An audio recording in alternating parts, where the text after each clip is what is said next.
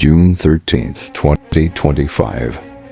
Before the sun rose over the ancient cities of the Middle East, the sound of drones had already pierced the skies above Isfahan. That morning, Israel launched one of the boldest airstrikes in its modern history, not against proxies, not across a shadow front, but straight into the heart of Iran's nuclear program. Natanz, Fordow, Isfahan. Names that once stood for scientific ambition, now reduced to craters and flames.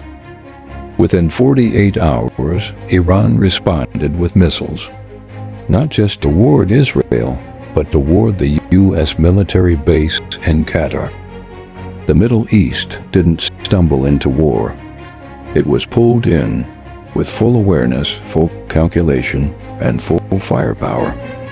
But behind the headlines and explosions lies a far more complex truth. This was not a war about land. It was a war about fear, ambition, and the question that has haunted this region for half a century. Who gets to shape the future, and at what cost? Part 1. When fire speaks, the strike that changed everything, the world woke up stunned. No warnings, no press briefings, just shockwaves on the ground and across headlines. In the early hours of June 13th, 2025, the Israeli Air Force launched a coordinated series of airstrikes targeting Iran's most sensitive nuclear sites. The operation was swift, precise, and cinematic in its brutality. Within hours, flames engulfed parts of Natanz, once the symbol of Iran's uranium enrichment efforts. Videos surfaced online showing the moment a stealth drone sliced through Iranian airspace, targeting facilities at Isfahan with chilling accuracy. The headlines rolled in like thunder.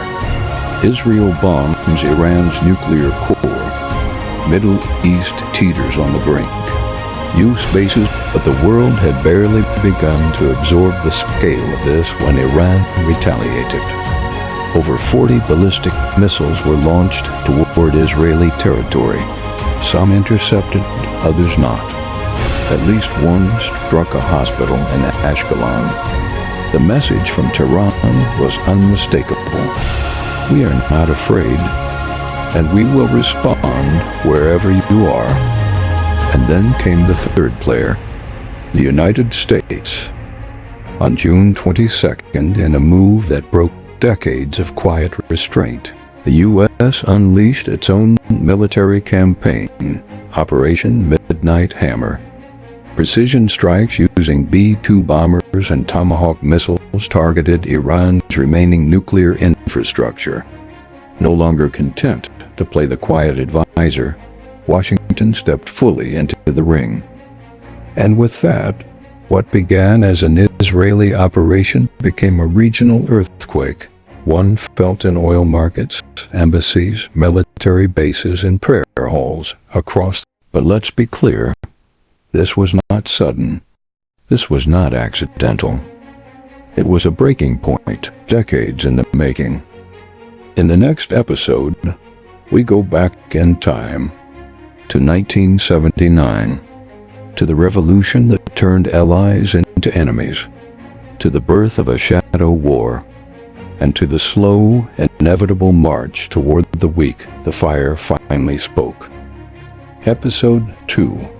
40 Years of Tension, the history that fueled the fire. To understand June 2025, you need to go back to 1979. Before the missiles, before the drones, before the headlines, there was a revolution. And from that revolution came a fracture. A break in trust so deep, so visceral, that it would shape 4 decades of fear. Proxy wars and whispered threats between 2 of the most ideologically opposed nations in the world, Israel and Iran. From partners in the shadows to eternal enemies. Yes, it may surprise you, once they were allies. Back in the 1970s, under the Shah's monarchy, Iran quietly collaborated with Israel on oil, technology, and defense. Both nations feared Arab nationalism, and both saw a common enemy in Soviet-backed regimes.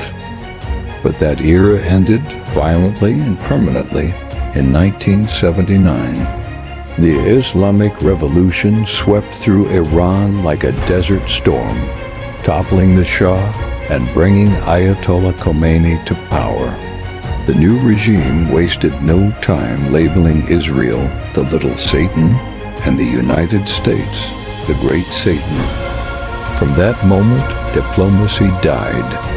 In its place grew a bitter theological and ideological enmity.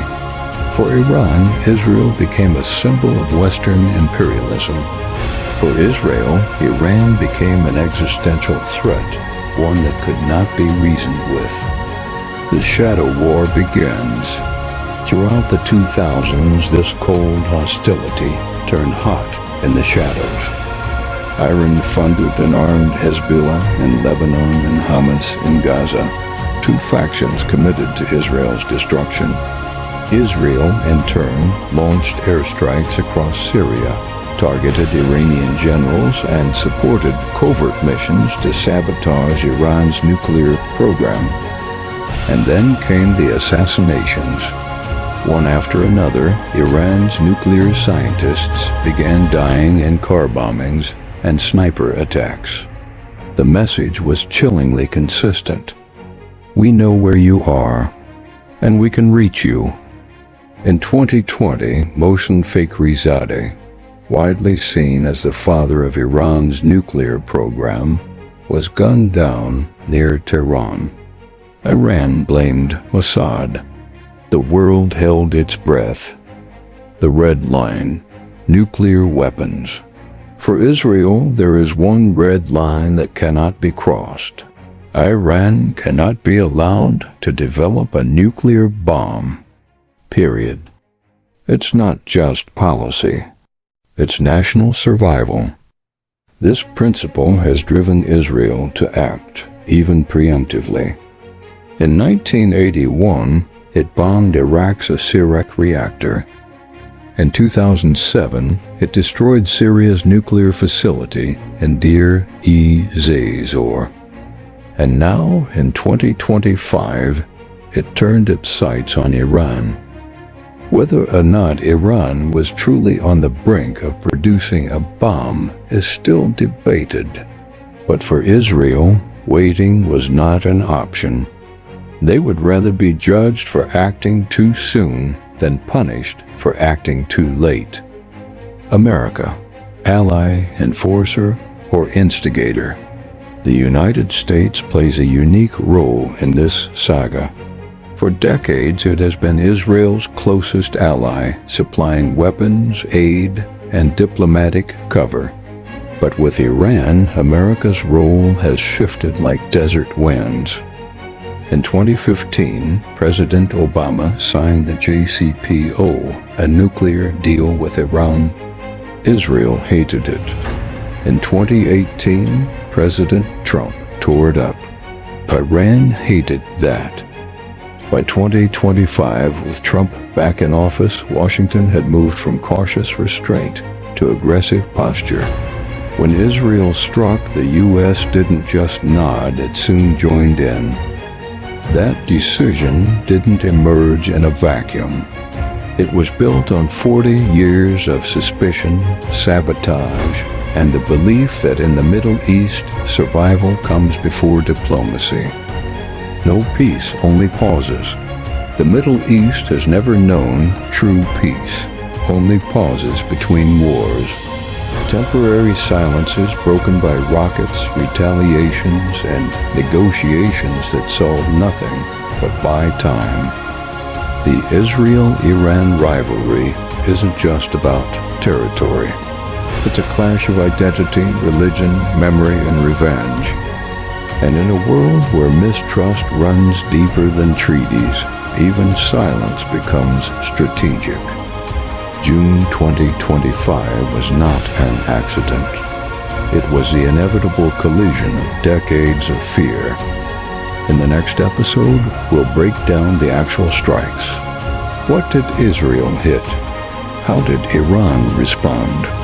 And why did the U.S. choose this moment to launch one of the most daring operations in years? Join us in Episode 3, The Strike, Targets, Messages, and the Real Goal Behind the